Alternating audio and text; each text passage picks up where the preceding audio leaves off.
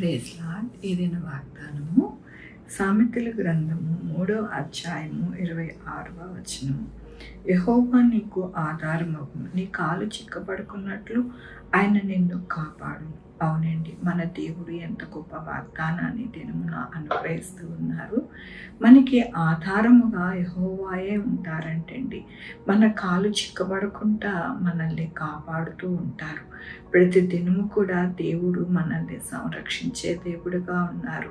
మనల్ని ఎక్కడా కూడా ఎటువంటి ఇబ్బంది వాటిల్లకుండా మరి దేవుడు మనకి సహాయం చేస్తానని దేవుడు సెలవిస్తూ ఉన్నారు.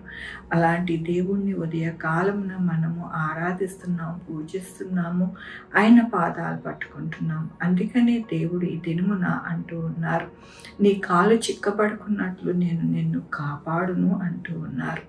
దేవుని యొక్క వాక్యంలోని జ్ఞానము సంపాదించుకొను, బుద్ధి సంపాదించుకొను, నా నోటు మాట మరువకము, వాటి నుండి తొలగిపోకుము. జ్ఞానము విడువక ఉండిన ఎడల అది నిన్ను కాపాడును, దాన్ని ప్రేమించిన ఎడల అది నిన్ను రక్షించను.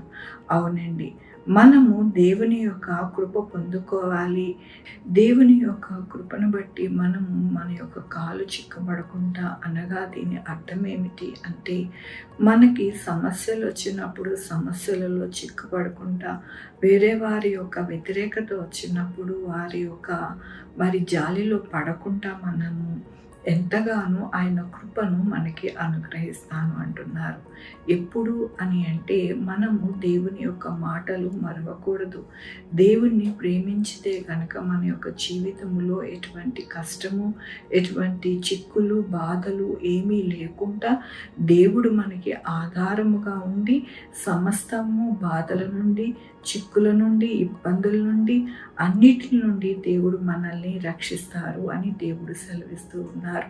కాబట్టి మన యొక్క జీవితంలో ఎల్లప్పుడూ కూడా దేవుడే మనకి ఆధారం. కాబట్టి ఆయన పాదాలు పట్టుకొని నడవాలి.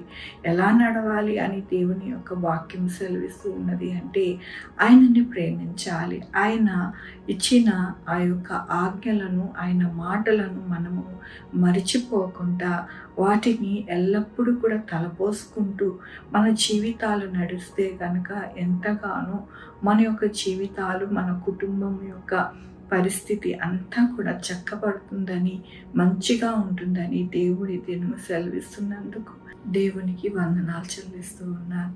ఇదే మన పుట్టినరోజు, పెళ్లి రోజు, అనేక శుభదినములు చేసుకుంటున్న వారందరికీ కూడా నిండారుగా శుభాకాంక్షలు తెలియజేస్తూ ఉన్నానండి. మీ జీవితంలో దేవుని యొక్క కృప, ఆయన బహుమానము, ఆయన ధననిధి మీకు కలుగునుగాక.